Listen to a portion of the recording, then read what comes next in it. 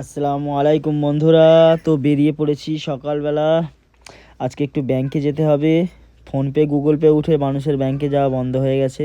যাই হোক, আজকে একটা দরকার যেতে হবে। দেখলাম আমতলার আগে এখানে একটা চায়ের দোকানে মাটির ভাঁড়ে চা দিচ্ছে, ওখানে খেলাম একটু, তারপর চলে এসেছি ব্যাংকে। তো আজকে এইচডিএফসি ব্যাংকে কাজ নেই, এই ক্যানারা ব্যাংকেই কাজ আছে। ম্যানেজার সাহেব বসে আছে, আমাকে একটু ওয়েট করতে হচ্ছিলো। তারপর আমার কাজ হয়ে গেছে। তারপর আমার জিজাজি আসছে, ওনার একটা অ্যাকাউন্ট খুলে দিতে হবে। তো 35-40 জায়গায় সাইন করে ফর্ম ভরে রাখলাম। তো অনেকক্ষণ হয়ে যাচ্ছে, এখন আসছে না দেখে আমি একটু সামনের দিকে এগিয়ে গেলাম। যে দেখলাম একটা লোক ডাব বিক্রি করছে, একটু ডাব খেয়ে নিলাম। ডাব খাওয়ার পর একটা ওই হসপিটালের সামনে দেখলাম অনেকগুলো মুরগি বাচ্চা মরা পড়ে আছে, তার মধ্যে কয়েকটা বাচ্চা বেঁচে আছে। কি পরিস্থিতি, অনেকগুলো বাচ্চা বেঁচে ছিল। যাই হোক, একটাকে তুলেই ঝাঁকার মধ্যে রাখলাম, একটু সুস্থ মতো ছিল। তো যাই হোক, হয়ে গেছে ওখানের কাজ। তারপর একটু দুপুর হয়ে গেছে, খেয়ে নেব।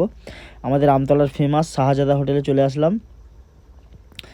বিরিয়ানি নিয়ে নিলাম, বিরিয়ানি স্যালাড আর দুটো টিকিয়া নিয়েছিলাম। টিকিয়াটা একদম ভালো ছিল না, বিরিয়ানিটা তবু ভালো ছিল মোটামুটি।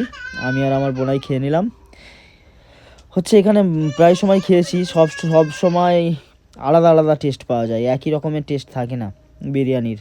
আলাদা আলাদা টেস্ট। টিকিয়া দুটো বড় বড় ছিল, কিন্তু খেয়ে ভিতরে শুধু ওই বেসন এইসব ছিল, কোনো মাংসর চিহ্নই ছিল না। যাই হোক, তো মোটামুটি খাওয়া হয়ে গেছে, বেরিয়ে পড়লাম বাড়ির উদ্দেশ্যে।